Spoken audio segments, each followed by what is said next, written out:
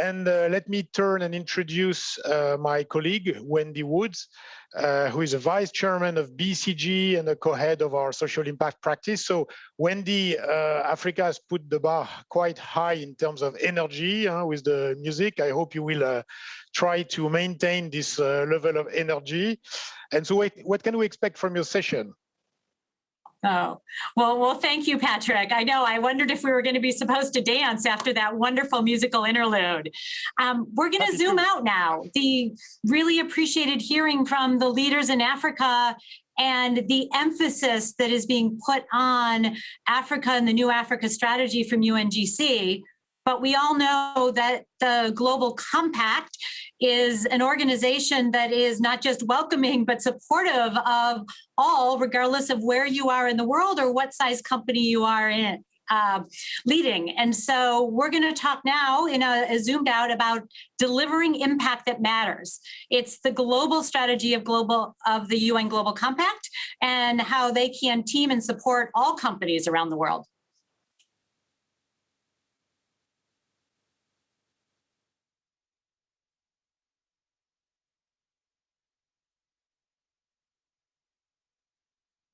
We've heard a lot today about the progress and the state of the world, the opportunities, the challenges that we're grappling with.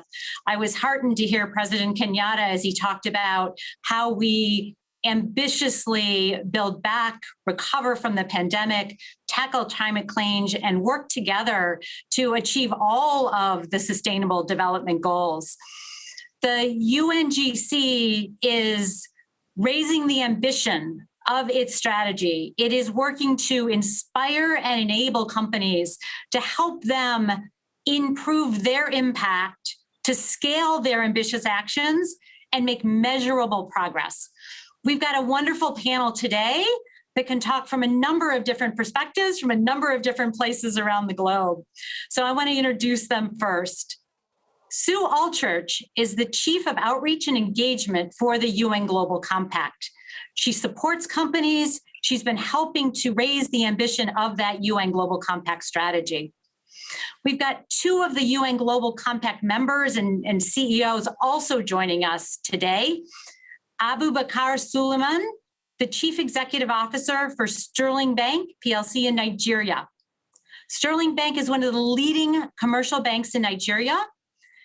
It is incredibly important in playing a critical role in expanding financial inclusion. In Nigeria, I think most of us know that it's only about 50% of the population that is formally included in the financial system. And so the work that Abubakar and Sterling Bank is doing is critical to create inclusion for all Nigerians. Adriana Waltrick is the Chief Executive Officer of SPIC Brazil. SPIC is an energy conglomerate that operates around the world. Adriana leads their operations in Brazil. As one of the top 10 economies in the world, Brazil has obviously significant needs for energy. It's also a place where we're working very hard, and they're working very hard to protect the tremendous natural resources that exist there. And Adriana and SPIC are leaders in green energy, in wind and solar. So I'm looking forward to hearing from all three of our panelists today as we think about creating a more sustainable and inclusive world for all in all countries. Sue, I want to start with you. Could you tell us about how the UN Global Compact strategy and the new ambition is helping companies to deliver impact and scale action on many of the world's most pressing challenges? Yeah, thanks, Wendy. That was a great introduction of the challenges that we do face altogether to improve the world that we live in. I mean, we've done an analysis that to try to understand the progress that has been made and actually the progress that needs to be made going forward, and specifically how the UN Global Compact, with its participating companies, can actually step up the movement towards that change. And we've identified focus areas that really focus the work of our organization. The first one I would say is about ambition. We've identified a number of clear focus areas whereby we know that we need, and we know that business to affect the outcomes. for each of those areas, we've identified clear goals, and we'll work towards achieving those. So the second point is, okay, how do we help deliver against those goals? The second point is all about scale. We know that across local networks, if we develop programming and deliver the right programs, we can really enable all companies of all sizes, all regions, all sectors to really contribute towards the goals. Groups, our accelerators, our new SME initiative, and of course the Africa of which we have just heard. So yeah, it's and enabling all types of companies to contribute and to learn. And the third progress against those goals. So the thrust of the is about scale delivery against some targets, and we want all regions, wherever they are on their sustainability journey, whether they're learners, to be able to contribute to delivering progress that needs to be made. So it's really a strategy that we've put in place. And Sue, we've talked a lot that the UNGC works with all types of companies in all stages of their sustainability journey. The leaders and the learners, as I think you often call them.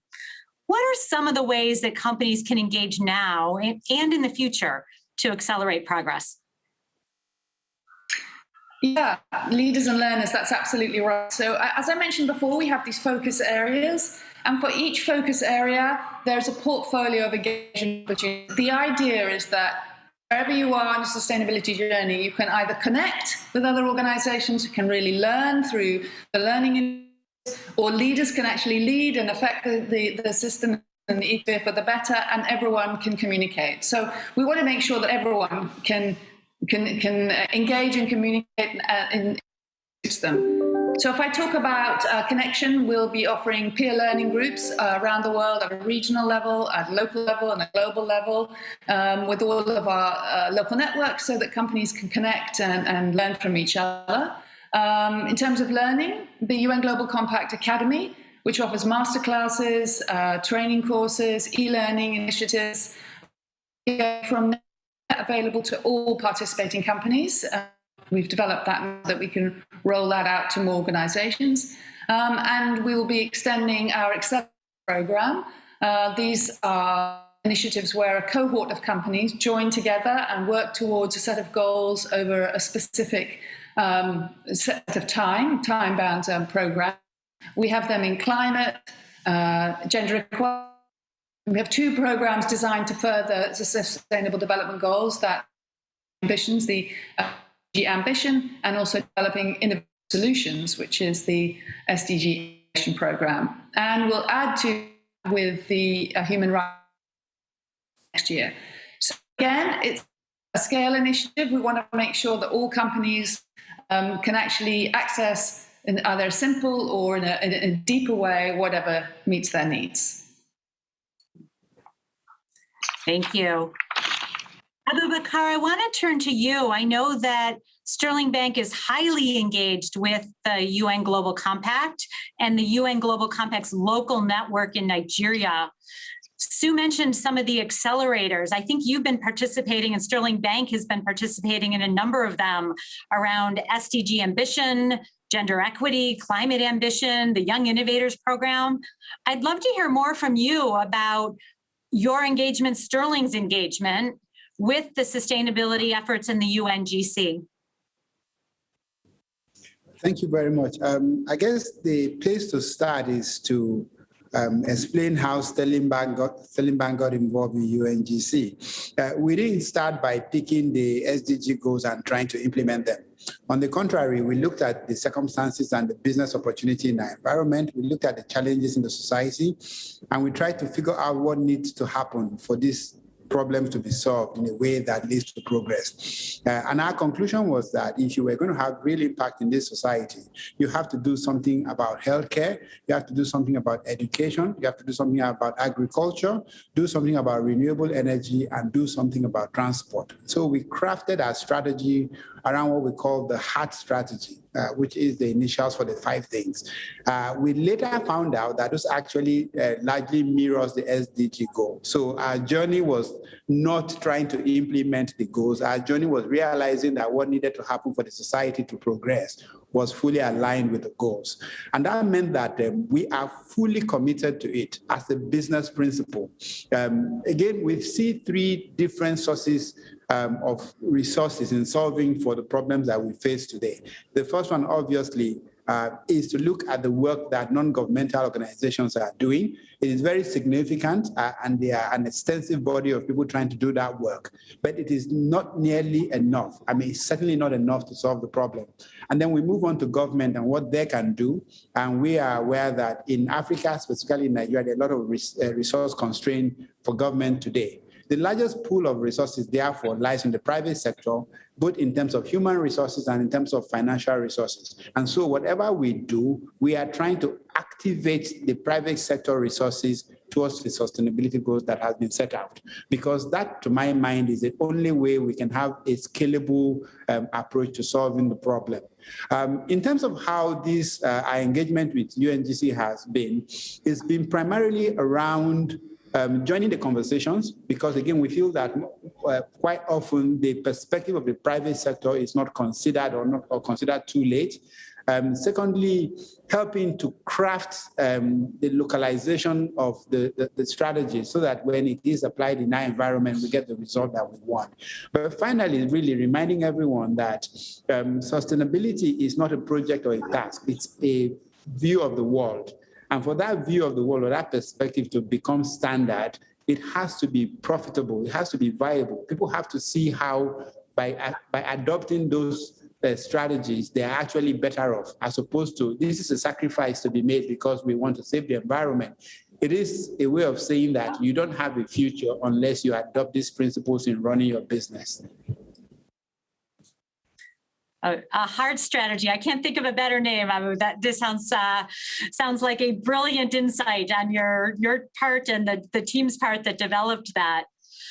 I'd love to hear more about how you're scaling that. I mean, we know a lot of the work we do at BCG is about the win-win principles of businesses do better when communities do better. Love to know how you scale that principle and scale all of your activities with your workforce and throughout your organization. Thank you. I guess it's best to illustrate this with a couple of examples. And I think I would like to start with agriculture, where we started with the pursuit of financial inclusion. And we came to the conclusion that financial inclusion without changing the productivity profile of the rural farmers did not change their life much. So it was important that they have a bank account, but that itself did nothing.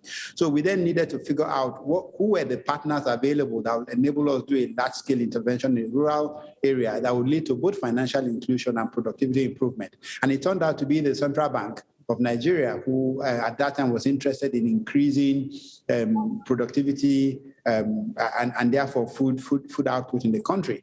And so we worked with them to create what became the Anchor Borrower Scheme that allowed us to put financing in the rural community so that they can improve the quality of their inputs and therefore the outcomes that comes out of agriculture. And that then led to financial inclusion. And this has now become scaled nationwide across various sectors and has been one of the most successful interventions that we have seen. Another comment is we are trying to do the same thing with renewable energy now, where we just built a community of about 200 families that is meant for our workforce, and it is powered via solar power. And the reason is that we felt that until people actually experience this, trying to sell the product to customers is very difficult when you yourself are not using it.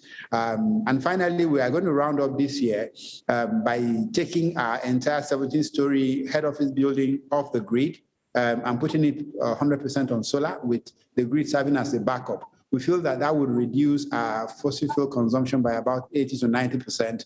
And then we can invite other corporate customers in Nigeria to see how this can be done. So not only is it a viable commercial decision on our part, it's also a way of projecting in a way that is compelling so that other people can replicate this. Really compelling examples, both of public-private partnership and of the cross-sectorial nature, how you're integrating progress against the challenges and how progress on one can support progress on another. Adriana, I'd like to turn to you, and I'd like to stay on that topic of engagement. I know SPIC Brazil is part of the UN Global Compact Network for Anti-Corruption, and that platform and that peer learning group. I think there are more than 100 participants. I know a couple of years ago, the platform was one of only a handful of organizations in Brazil that was recognized with the Pro Integro seal for combating corruption and money laundering that was put together by the Ministry of Justice and Public Security in Brazil. We know how important that is. Could you tell us about your involvement and how the platform and that engagement opportunity has helped you to lead on the issue of anti-corruption and team effectively with other stakeholders to drive progress?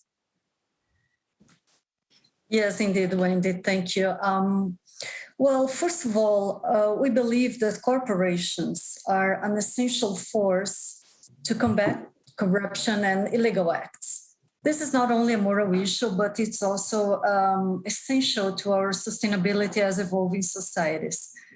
In that sense, with that in mind, with that perspective, SPIC Brazil aims to always practice and promote organizational culture with ethical principles and a focus on integrity on all of our processes, both internal and external, with our employees, partners, suppliers, communities, and stakeholders in general.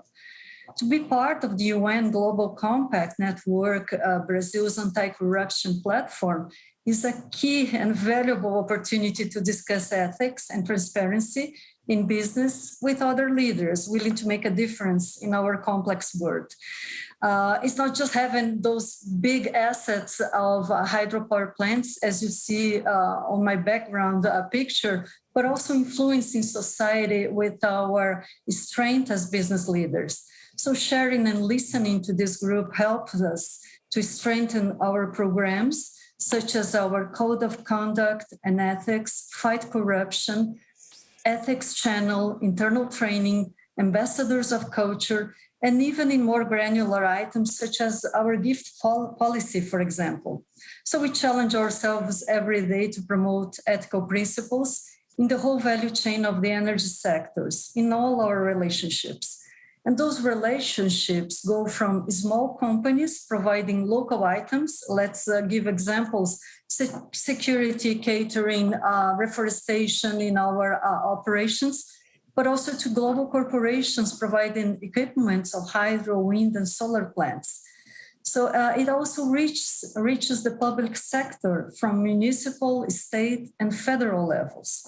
So there have been important achievements on the Brazilian business environment with the recognition of the UN Global Compact Network in Brazil's anti-corruption platform by our Ministry of Justice, and the amplification and growth of Ethos Institute, a leading organization in the field of corporate social responsibility in Brazil. And Adriana, you started to talk about it, but I'd love to go deeper as you started to talk about your value chains. And Sue brought up the importance of scaling ambition and ambitious action across companies of all sizes, all sectors, all geographies. One way for companies to lead and encourage scale is really activating that sustainability mindset, that sustainability activities across entire supply chains. Could you talk a little bit more about how you're activating the supply chains for SPIC Brazil? Yes, applying standards to our entire supply chains is crucial to scalability of impact, precisely as you and my colleagues mentioned. Since 2019, SPIC Brazil is investing in governance principles to guide our partnerships and business processes, and also to offer insights to the quality of management, culture, and risk profile that we aim to achieve. Regarding the supply chain, I can highlight some of our local initiatives. In 2020, we launched our integrity programs integrity program, which provides an external and independent reporting channel, in addition to training and third-party due diligence processes. In 21, this year, in the middle of the pandemic, we defined our due diligence processes in all our procurement processes, in pre-qualifying and assessing our suppliers and third parties. We verify practices and any signal of, for example, undocumented labor, slave labor, child labor, and environmental actions.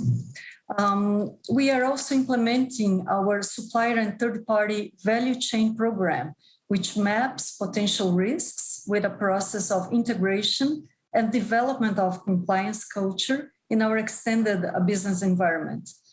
All these processes are being built with the support of UN Global Compact Brazil, with pioneering goals for the sector within the SDG 16 of peace, justice, and effective institutions. And in the medium term, we will have developed several structured programs for integrity in the value chain of suppliers and third parties.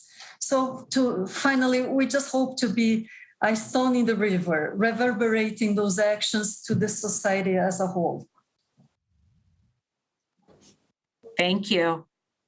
Sue, I want to come back to you because I know you in Global Compact in supporting the corporations that are part of UNGC focus on supply chains a lot. How is UN Global Compact enabling the SMEs, such an important part of our economy, so dynamic, growing? For those of you who are on the last panel, we heard about all of the entrepreneurs and the young entrepreneurs from Kevin Frey and Generation Unlimited.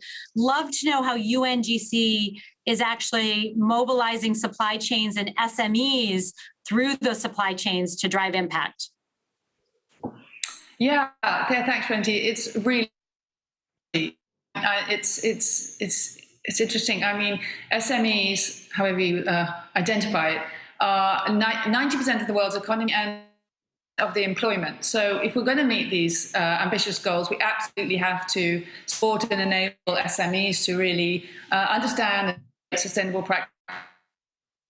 The supply chain, obviously a big lever, and we know from our annual report, our annual review, it's the thing that companies find the most difficult to do, which is translate this right across their supply chains.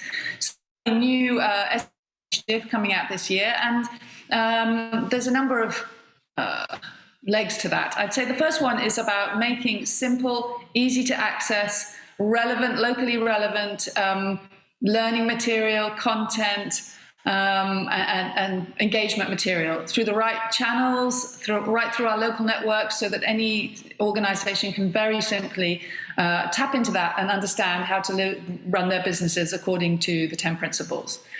So that then we'll do that through the right channels, through accelerators, through peer learning groups, through the academy, making sure it's really practical, simple, and relevant to different regions. And of course, the Africa strategy is a key enabler for that.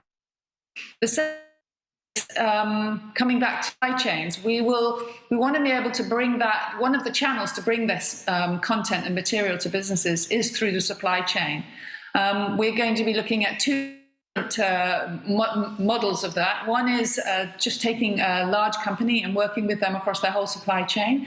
Our local networks can deliver the learning material and enable companies to understand how they can access the supply chain of a company and adhere to the standards that the organization set. And then we can do it on a broader scale across the whole sector, so that we would have companies currently in supply chains or SMEs potentially interested in engaging in that supply chain, understanding how they can incorporate the right practices.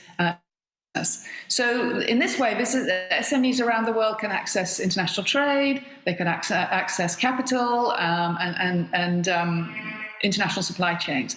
We also want to try and work in our multi-sectoral approach, which is something obviously that the Global Compact can do, particularly locally, with trade zones and marketplaces, so that those big trade zones are favouring companies that run their business according to the 10 principles. And also so that businesses small businesses can understand policy and regulatory environment and to operate. So we really want to help their businesses thrive and thrive in a way that brings decent jobs and correctly. So that's a whole thrust of initiative that we're starting now. Thank you. I want to come back to Abubakar and Adriana. We started to talk a little bit about partnership. Obviously, the UN Global Compact is a big global partnership. There are local networks in many of the countries around the world. And you two have already started to touch on how you have partnerships, be it public-private or partnerships across your value chain and your supply chain. I'd love to hear you just expand on this concept of partnerships and how, in the broadest sense, it is actually helping you, helping your businesses, but also helping your businesses help countries achieve the sustainable development goals. What are the key aspects of partnerships or key examples of some of the partnerships that you would want to bring to light in the last few minutes that we've got? Okay. And Abubakar, can I start with you? Yeah. Yes, please. Very quickly, one of the principles for partnership that is important to us is starting from this understanding that we want exactly the same thing. And we found out, for instance, that it's very easy to align our own intention with government on one side and with non-governmental and developmental organizations on the other side. So the starting point is, do we really, the outcome, does it look the same for all of us? One example was recently working with the Central Bank of Nigeria, as well as a private company called A-Solar. We got funding to connect 100,000 homes through solar to electricity. Why was this possible? Why was the partnership possible? So it was clear that the government needed to bring the 5 million homes that would like to bring on grid. It was also clear that from the business perspective, we had a viable solution because they had done the research. And again, thanks to UNGC, we do have access to quite a lot of research. And from our side as a bank, I would like to onboard 100,000 families that are currently not within the financial inclusion space, and I would like to have them. That understanding meant that partnership was so much easier to implement than if we had just gone after a business objective, and the partnership then tends to fail under the circumstances. Adriana? In our case, I can bring some interesting examples, but it all starts with meaningful dialogues between our companies, governments, and private partners. In 2019, we started a digital education program in one of our areas and communities. And nowadays, we educate 12,000 kids in a cultural and digital platform to make digital movies and digital films. And so it all starts with the same willingness to make the difference. In that project, we have local government, federal government, and the local municipalities. So it looks like that when you get the right values and the right dialogues, you can make the difference. And that's what we are firm believers of. Sue, I want to give you a chance to come back in. What haven't we talked about yet that you'd like all of our participants to know about UN Global Compact and where UN Global Compact with its new ambitious strategy is going? So I would just underpin the focus on scale. We really are wanting to bring simple, easy to access materials so that any organization can really join up. We have, over 65% of the UN Global Compact current companies are SMEs, and then the rest, obviously, are large multinationals. We can connect multinationals right through their supply chain using all of our local networks. And I think by doing that at a whole supply chain level, the possibility of scale impact is enormous, enormous. I mean, think if we can do that on living wage, think of the change that we can make in the world. We could really drive significant change in contracts and jobs around the world. So unfortunately, I think we're going to have to head to wrap up now. But first off, I just want to say a tremendous thank you to Adriana Waltrick, Abubakar Suleiman and Sue Allchurch for such an insightful panel, and for Sue, the work that you and UN Global Compact are doing to support organizations like Abubakar's and Adriana's as they make so much progress across the ecosystems that they're a part of, successful companies, but successful in actually helping to build the communities around them too. It was exciting for me to hear about the opportunities to accelerate sustainability, the opportunities that these organizations are doing to build inclusion. I especially appreciate the partnerships and the efforts that go into not doing it alone, because we know we can all get so far alone, but we can get so much further when we do work together. Public, private, social partnerships, enabling change, whether it's a small or medium enterprise, a startup, an entrepreneur, or one of the large organizations that have global complexity and size that we've been talking to today. UN Global Compact is a great partner to enable change, and a big thank you to UNGC and Sue again for all the work that you've been doing to support the achievement of the Sustainable Development Goals. Thank you all for joining us today. Thank you, Wendy. Thank you, Wendy. I think those sessions really offer clarity on how each company can set ambitious goals and take collective actions for the SDGs. Okay, we have officially arrived at the best part of the day, music and inspiration. It is truly my pleasure to invite my friend Rocky Dawouni to our virtual stage. Rocky is an international music star and humanitarian. He straddles the boundary between Africa, the Caribbean, and the US to create an appealing sound that unites generations and cultures. Named one of Africa's top 10 global stars by CNN, he has showcased his talent at prestigious venues, including the Kennedy Center in Washington, D.C., and the Hollywood Bowl in Los Angeles. He has joined forces with Product Red, UNICEF, and the Carter Center, and the UN Foundation. He has worked on environmental issues, women's health and education, HIV/AIDS advocacy, peace building, and clean water. In 2012, Rocky was appointed the Tourism and Cultural Ambassador of Ghana and World Ambassador for the Musicians Union of Ghana. Rocky, it is wonderful to have you again, and we are so excited for your performance. Over to you. Hello, ladies and gentlemen. My name is Rocky Dawouni. I am a Grammy-nominated musician from Ghana and also United Nations Environment Goodwill Ambassador for Africa. I am totally honored today to perform for this gathering. It's UN Global Compact gathering.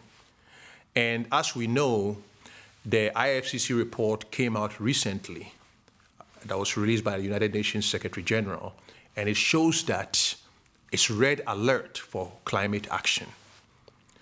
But we know that as COP26 also looms, the SDG also provide us with a roadmap that if we work together, we can be able to achieve some of these objectives. But today, my celebration and performance here is about all of us uplifting collective action, all of us inspiring ourselves. So I'm going to invite into the studio two of my friends, Memens Monsenko from Congo and Jason Tamba, also from Congo, to join me to play a couple of songs to commemorate and celebrate and inspire us today. And it happens also that today is one of the days where we are launching, the Global Compact is launching an African strategy to bring in African companies to be part of this gathering and also help us achieve the objectives. Thank you very much. Sit back, relax, and know that we are the ones we've been waiting for, and our time is now. Peace and love. This song is Modern Man.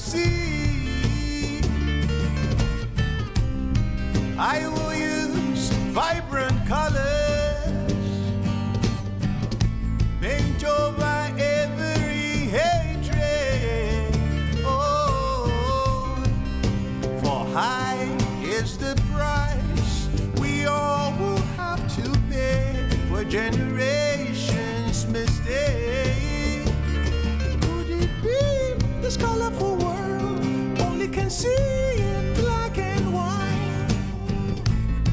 Or will it be too late?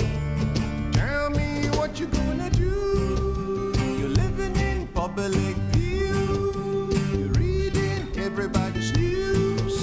Modern man. Tell me what you're gonna do. I know you got a million views. You're reading everybody's news. Modern man. High on the tower of social media,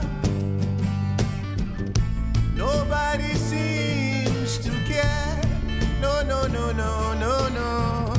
Artificial intelligence and false messiahs rising to fill the spaces.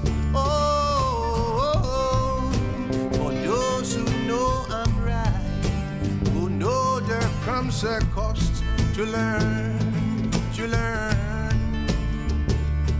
Would it be this colorful world? Only believe in black and white?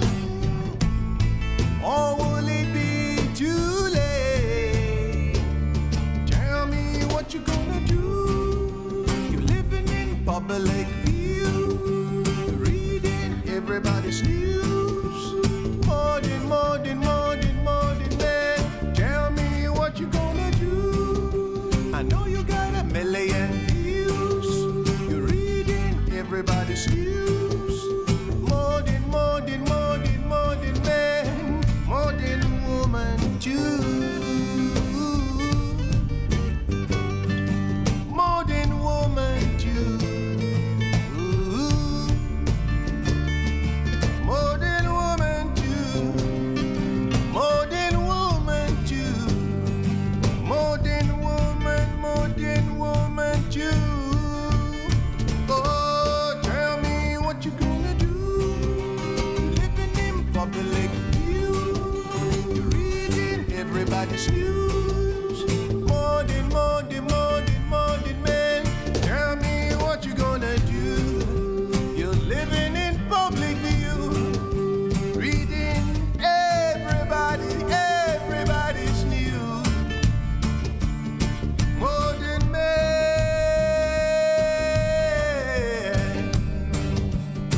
Modern man. Modern man.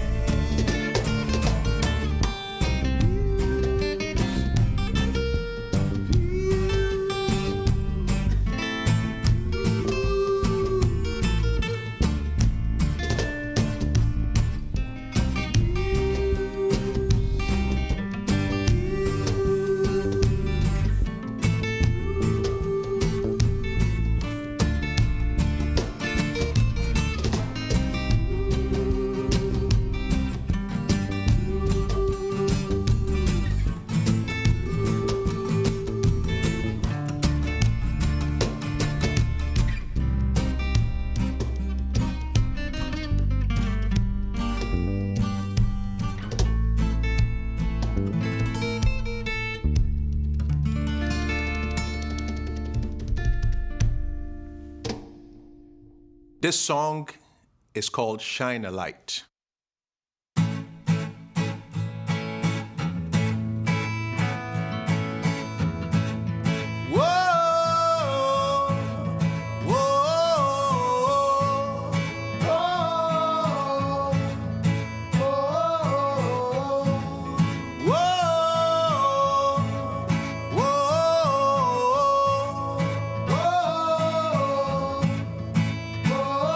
Every day, in every way, oh, I'm gonna let my whole light shine.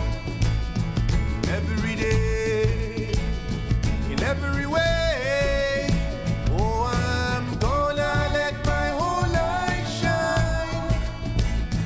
On and on and on and on, for the world to see. People, I am ready. Jump to new beginnings. When every little step I take will reach for a higher ground. gonna be easy. That will let it be. And I know with you by my side, it's all gonna be alright. I'll say, hey, I believe we can shine a light so bright, so bright. I say, hey, I believe we can shine a light so bright, so bright. Every day, in every way. Oh, I'm gonna let my whole life shine. Oh, every day, in every way. I'm gonna let my whole life shine. On and on and on and on, for the world to see. Yeah, yeah.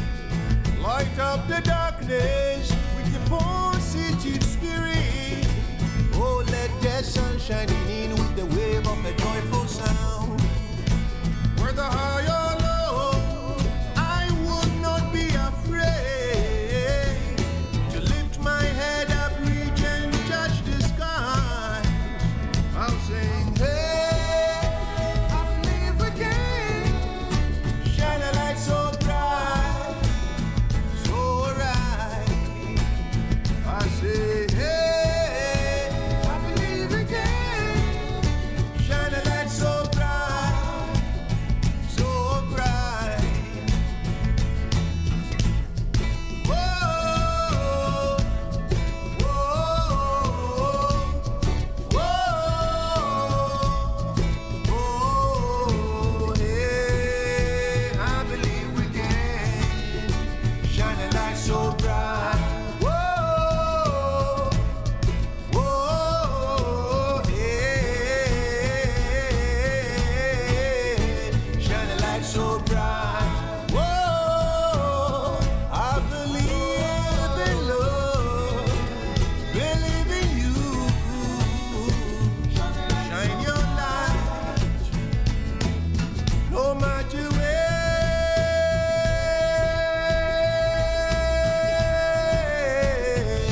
Shine your light, whoa, whoa, hey, I believe we can shine a light so bright, whoa, whoa, hey, I believe we can shine a light so bright,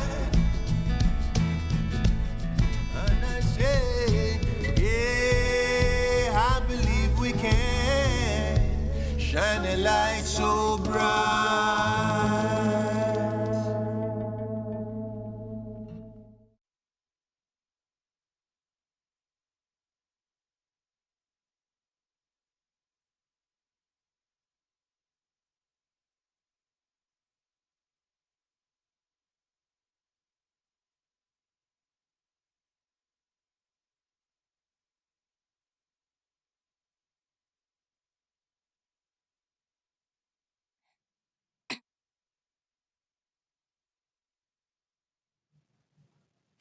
Wow.